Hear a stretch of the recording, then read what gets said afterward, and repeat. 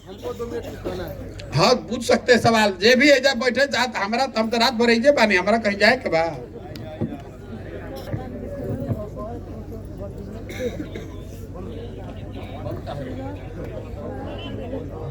बोलो बोलो भैया। हेलो, नहीं देता।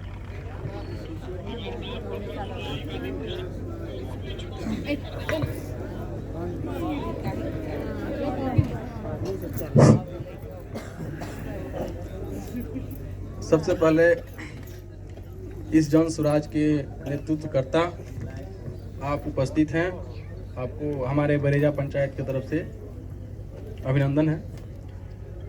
हमारा 2-4 प्रश्न है आपसे।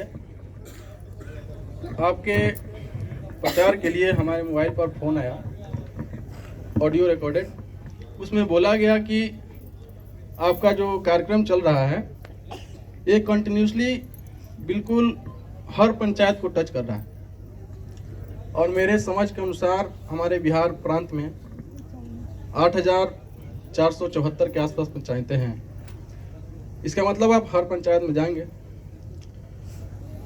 और हमारी समझ से हमारे देश में आज़ादी के पहले दशक में पंचायती राज व्यवस्था को लागू किया गया, और इस उद्देश्य से लागू किया गया कि जब पंचायती राज व्यवस्था लागू होगा तो जो सरकार इतनी दूर से छोटे छोटे कस्बों में अपनी योजनाओं को नहीं पहुंचा पाती है, वहां के उम्मीदवार, वहां के शिक्षित वर्ग, जिसको डायरेक्टली हाथ में पैसा आएगा, शासन मिलेगा, साथ ही साथ उसको योजना दी जाएगी सरकार की तरफ से, सरकार के पढ़े लिखे IAS IPS उसका नेतृत्व करेंगे सचिव के रूप में, और अलग अलग प्रकार से देश को चलाने के लिए 2 व्यवस्थाएं बना दी गई।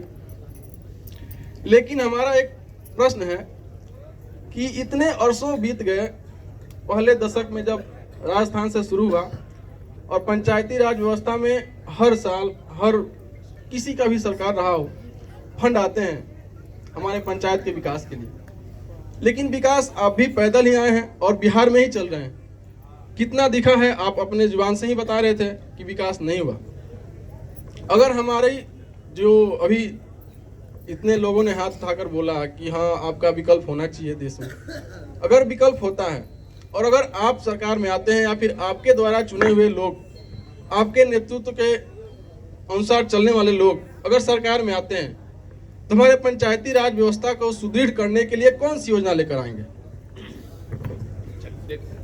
और भी क्वेश्चन है तुम्हारे, कर ले अभी। दूसरा, आपने कहा कि शिक्षा तो ऑफिशियली तो नहीं, लेकिन छोटा मोटा जितना हम जानते हैं उस हिसाब से पढ़ाने की कोशिश करते हैं बच्चों को। और हमने एक नारा दिया है अपने सही हिसाब से, अभी तक उसको कहीं भी हमने पढ़ा नहीं, किसी भी महापुरुष ने उसको लिखा नहीं है, उस पर हमारा कॉपीराइट है। हमने एक नारा दिया है, शिक्षा ही संपूर्ण विकास का साधन है। इसका मतलब होता है अगर हम शिक्षित हो गए तो किसी एक प्रकार से नहीं, हर प्रकार से, चाहे वो किसी भी क्षेत्र में हो, संपूर्ण हर विषय वस्तु में। आज जितने भी लोग यहाँ पर हैं, हर किसी के हाथ में एंड्रॉयड फोन है या एप्पल होगा। वो कहाँ से आया है? किसी ने खोज किया, वो पढ़े लिखे लोग। जितने भी टेक्नोलॉजी आगे बढ़ते जा रहे हैं हमारे यहाँ, वो कहाँ से आ रहे हैं? शिक्षा के मदद आ रहे हैं। और आपका भी एक मुद्दा था, अभी आपके स्पीच में हमने सुना कि आपने शिक्षा पर बहुत विशेष करके जोर दिया है। तो हमारे बिहार में आज भी हमारा शिक्षा का स्तर इतना नीचे है, कहना तो नहीं चाहिए, शर्म आती है, लेकिन यह हकीकत है कि हमारे बिहार में शिक्षा का स्तर इतना नीचे है कि लड़का एग्जाम देने के लिए नहीं जाता है, लेकिन उसका सर्टिफिकेट आ जाता है उसके पास। तो अगर हमारी पार्टी सरकार में आती है तो इस व्यवस्था को सुधारने के लिए क्या उपाय करेगी? तीसरा, स्वास्थ्य सबके लिए जरूरी है। हर व्यक्ति को स्वस्थ रहने का अधिकार है, यह हमारा मौलिक अधिकार है। यहाँ तक कि राज्य के नीति निर्देशक तत्व में यह बोला गया कि सरकार जो है वो ये निर्धारित करेगी कि राज्य में उपस्थित हर व्यक्ति को दैहिक स्वतंत्रता के साथ साथ उसकी सुरक्षा की जिम्मेदारी सरकार की होगी। आज हमारे बिहार में भी और केंद्र सरकार की योजनाओं में भी अक्सर देखने सुनने को मिलता है कि इतने लाख इतने करोड़ रुपए हमारे स्वास्थ्य पर खर्चा हो रहे हैं, लेकिन जब छोटा सा कोरोना काल आया तो किस हद तक हमारी स्वास्थ्य व्यवस्था नीचे गिर पड़ी इसका अंदाजा हमको नहीं था। उस स्वास्थ्य व्यवस्था को सुधारने के लिए हमारी सरकार या फिर हमारा पार्टी क्या करे, ये 3 सवाल है हमारे। हम आपसे आग्रह करेंगे कि आप इस वक्त अपने भाषा में समझाने की कोशिश करें। अगर हमने उदंडता की हो बीच में आपके टॉक को रोक कर, कोई नहीं, बिल्कुल नहीं आइए। उसके लिए काम ही हमारा जवाब देना। इन्होंने कहा पंचायती राज की बात। पंचायती राज का जो अभी कानून है वो 1990 में लाया गया है, लागू किया गया पहले दशक में। जो अभी पंचायती राज की व्यवस्था है ये स्वतंत्रता के बाद नहीं लागू हुआ, ये 1990 के दशक में नरसिम्हा राव जब प्रधानमंत्री थे उस समय लागू हुआ। पंचायती राज की व्यवस्था में अगर आप डिस्कशन पेपर को पढ़िएगा तो उसमें ये व्यवस्था बनाई गई है कि 1/3 विकास की राशि पंचायतों के माध्यम से, पंचायती राज की जो त्रिस्तरीय व्यवस्था है इसके माध्यम से खर्च होगी। बिहार में 2001 से ये व्यवस्था लागू है और 2001 से अभी तक 4% विकास की राशि पंचायती राज्य के माध्यम से खर्च हो रही है। तो अगर हम लोग की व्यवस्था बनी तो 1/3 विकास की राशि पंचायती राज के संस्थाओं के माध्यम से खर्च होगी। दूसरी बात, अब उसमें लोग कह सकते हैं कि भाई पंचायती राज में भी तो सब चोरी करते बा, मुखिया सरपंच भी लोग चोरी कर रहे हैं, जिला परिषद प्रमुख भी कोई ईमानदार नहीं है। वो बात ठीक है, लेकिन देखिए नल जल, आपको एक उदाहरण देते हैं कि उसमें क्या फर्क है। नल जल योजना में चोरी हुई तो पिछले बार 96% वार्ड सदस्य लोग चुनाव हार गए, 80% मुखिया चुनाव हार गया। लेकिन जितने अफसर उस चोरी में शामिल थे वो अफसर, उसका ट्रांसफर हो जाएगा लेकिन एक जगह नहीं होगा, दूसरे जगह जाएगा, उसका नौकरी नहीं गया। तो अगर बिहार में पंचायती राज के हाथ में, पंचायती राज के संस्थाओं और लोगों के हाथ में संसाधन जाएगा, साथ में जन भागीदारी अगर हो तो इस व्यवस्था को बेहतर बनाया जा सकता है। तो हम लोग का जन सुराज में ये कमिटमेंट है 1/3 विकास की राशि पंचायती राज के माध्यम से खर्च हो। आपने शिक्षा की बात कही, शिक्षा को सुधारने का इसमें एक उद्देश्य लिखा हुआ है कि सारे 10 बात पर विजन डॉक्यूमेंट पदयात्रा के बाद बनाया जाएगा। इसलिए बनाया जाएगा कि आप जैसे सैकड़ों लोग जो रास्ते में मिलते हैं, सुझाव देते हैं, उसको समाहित करके ही बिहार के विकास की कोई कहानी बनाई जा सकती है। लेकिन चूंकि आपने बात उठाई है शिक्षा की, तो शिक्षा पर हम लोग की क्या सोच है। बिहार में शिक्षा व्यवस्था पर अभी खर्च होता है 40,000 करोड़ रुपया हर साल।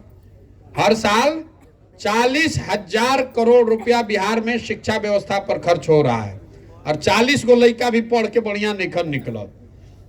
तो देश विदेश के जो विशेषज्ञ हम लोग के साथ काम कर रहे हैं या जो हम लोग लगे हुए हैं, हम लोग की सोच ऐसी है कि अगर 1/3 बिहार के शिक्षा की राशि, मतलब अगर करीब 15,000 करोड़ रुपया नई शिक्षा व्यवस्था बनाने में खर्च किया जाए तो हर प्रखंड में, नेतरहाट का आपने नाम सुना होगा, मैं आपको उदाहरण के तौर पर बता रहा हूं, वो भी सरकारी विद्यालय था और सुदूर जगह पर था पहले जब बिहार झारखंड एक था। तो अगर नेतरहाट जैसा एक विद्यालय आपको बिहार के हर प्रखंड में बनाना है तो आपको कुल मिलाकर 15,000 करोड़ रुपया हर साल का खर्च है। तो अगर 5 वर्ष में एक विद्यालय भी आप बनाइएगा तो हर प्रखंड में 5 नेतरहाट के स्तर के विद्यालय बनाए जा सकते हैं। इसके पीछे सोच ये है कि स्कूल को हर घर में पहुंचाने, गांव में ले जाने के बजाय गांव को आप स्कूल तक ले आइए। पूरे दुनिया में हर गांव में जो स्कूल बना दिया गया, वहां ना मास्टर रहता है ना वहां पढ़ाई हो रहा है।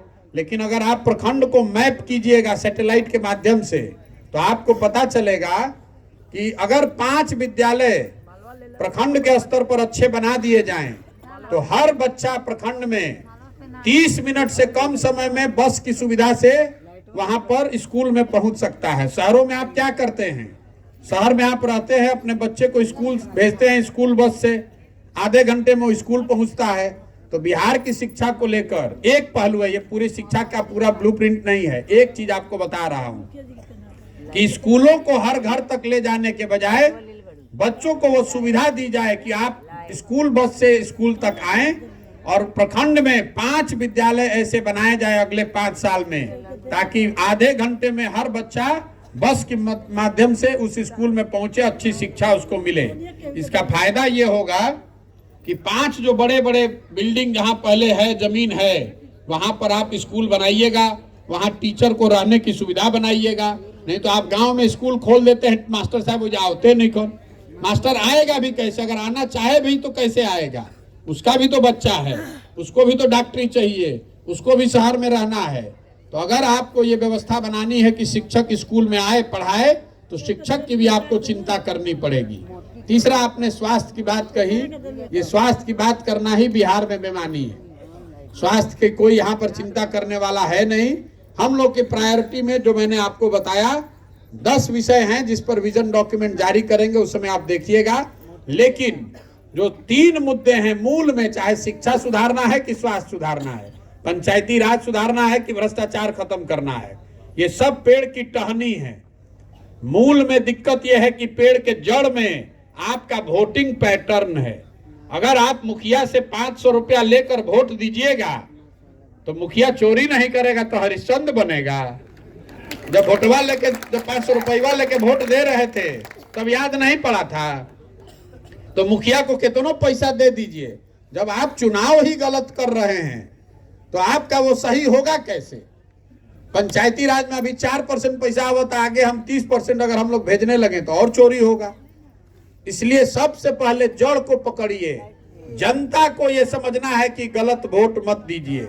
500 रुपया लेकर वोट जो देता, हम गांव में चलते हैं तो सबसे पहले जो 500 रुपया लेके वोट दे ले वह कहता मुखिया बड़ा चोर बा।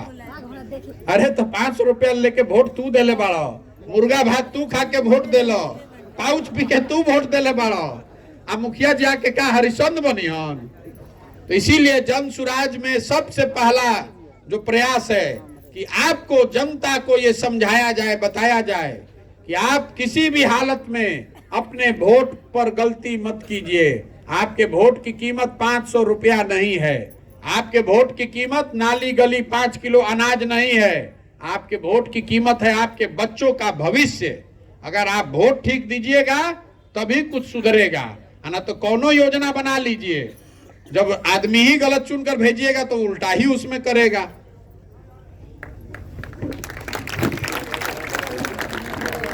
जिया हो बिहार के लाला, हर जिया तू 1000 साल।